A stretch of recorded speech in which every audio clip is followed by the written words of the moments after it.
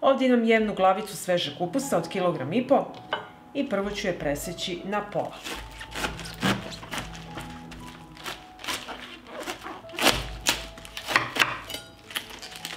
Zatim ću odstraniti kore.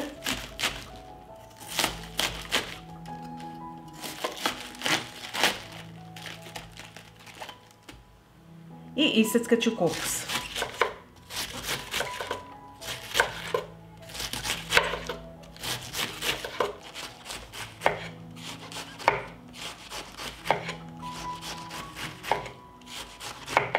I iseckan kupus prebacujem u veću posudu.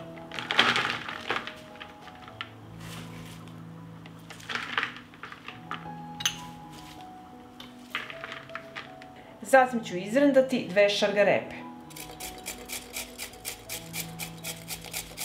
Izrendala sam šargarepu i dodat ću sad par zrna bibera. Dodajem 1 lovorov list i sve ću ovo promešati.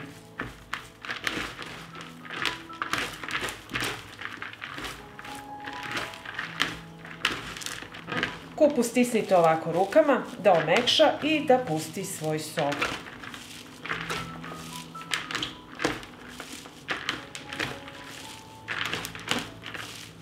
Sa ovako pripremljenim kupusom napunit ću teglu.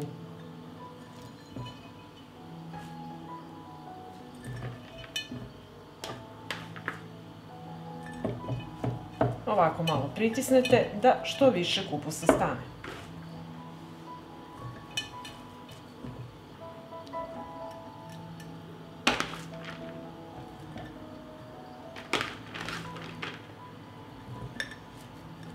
Sada ću 1 litar hladne vode dodati 1 supenu kašiku soli i promešati.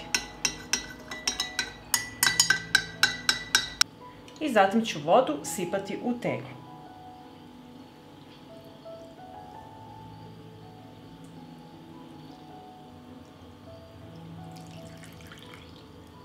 Pritisnite ovako sa kašikom da kupus bude pod vodom.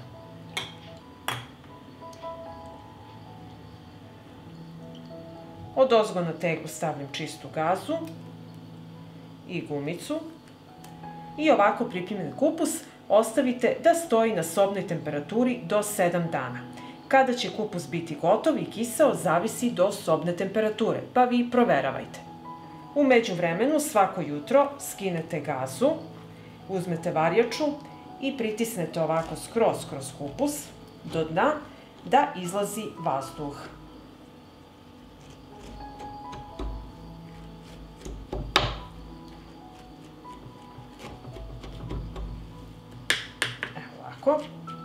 Gledate opet da kupus bude pod vodom i vratite gazu nazad. Teglu ovako stavite na tanjir, jer usred fermentacije tečnost će izlaziti napolje. Nakon 7 dana teglu držite u frižideru i imat ćete spreman kiseli kupus za salate, za podvarak i za ostala jela. Pa ako vam se dopada ovaj moj recept, vi naravno lajkujte, prijavite se na moj kanal i ostavite mi komentar. Prijatno!